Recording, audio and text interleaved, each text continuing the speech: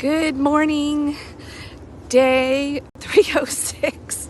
I'm getting up there. I've less than 60 days left now. Look at this. How much just a few days makes a difference. Most of the leaves are getting down now.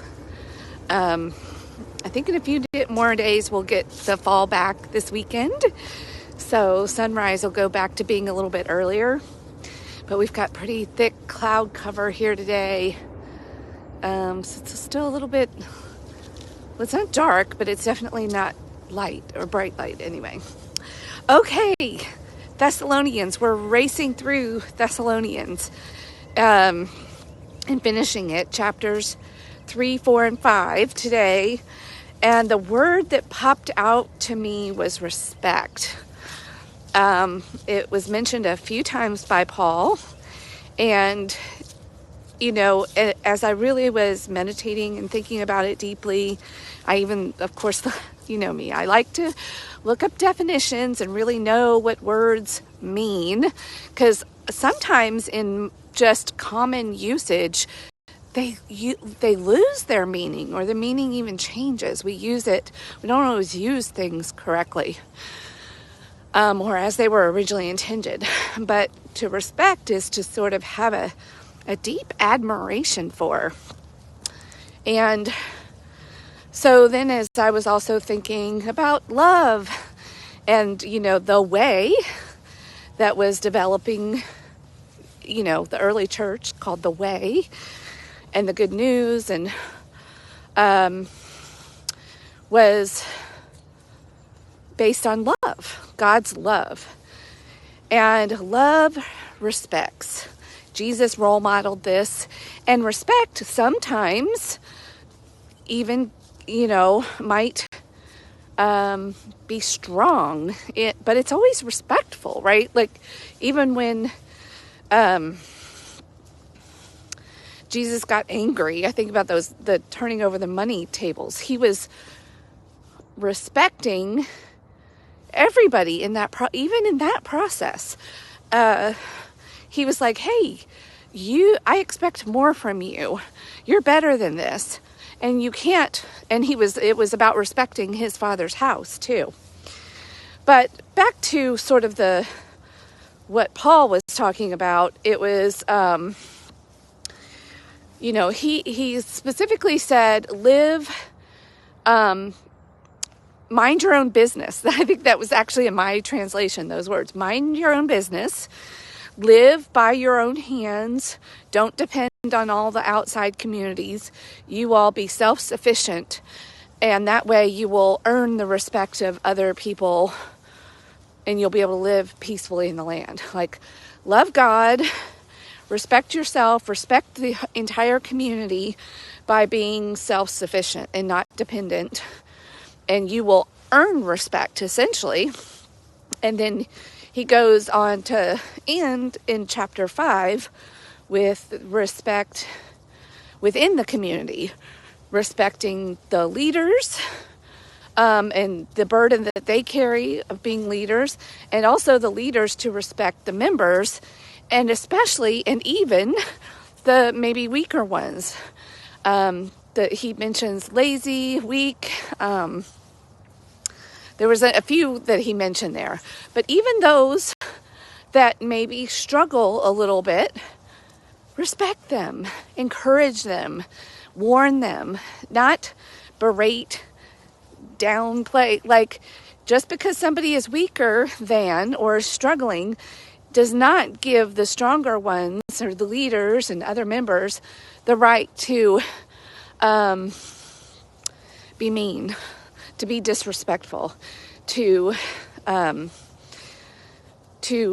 ridicule, all the things that sometimes we people in our version of love tend to do. Well, it's not even really our version of love.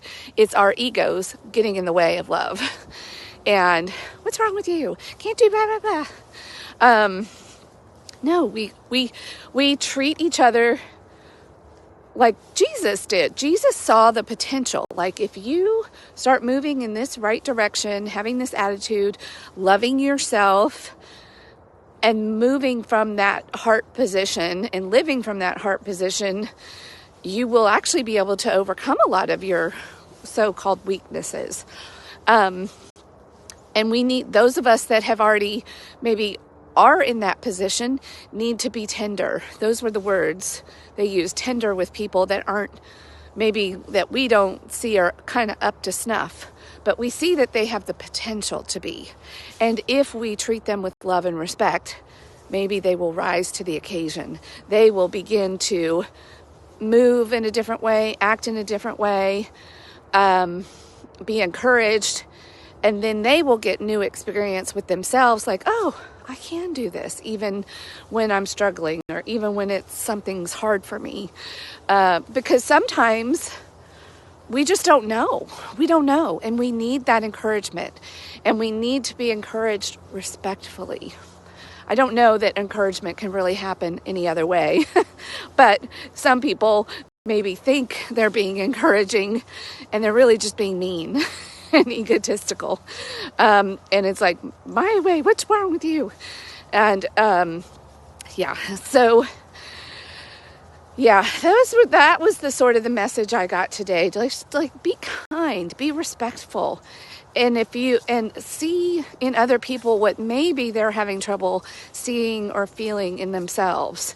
And allowing for the humanity. Like, some days we're on fire and we're strong and we're getting it all done, and other days we're overwhelmed or we've taken on too much and we just can't get it all done. And so to always keep in mind and be respectful, because our leaders may also have days where they are not handling it well and holding it all together. And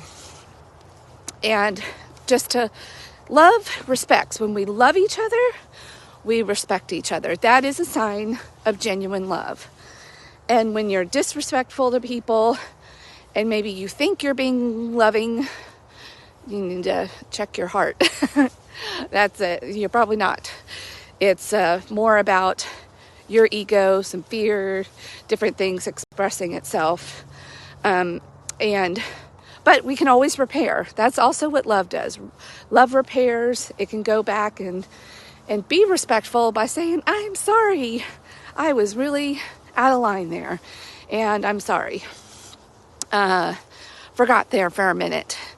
And when we live in community, and when you're even in a like-minded community like a church, like, be respectful, or whatever organization it is. It could be a charity. It could be there's lots of different types of churches out there, not just Christian.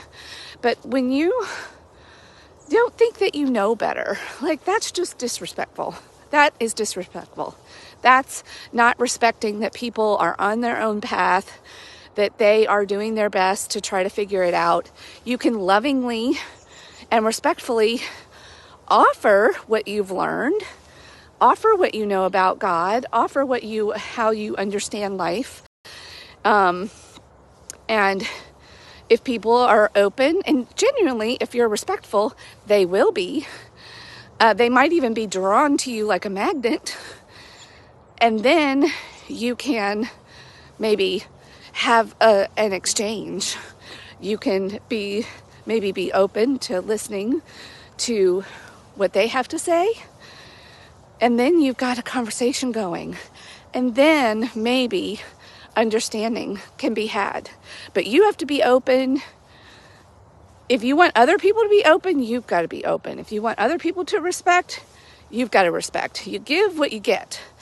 And if genuine love is at the core of everything, these things just sort of happen.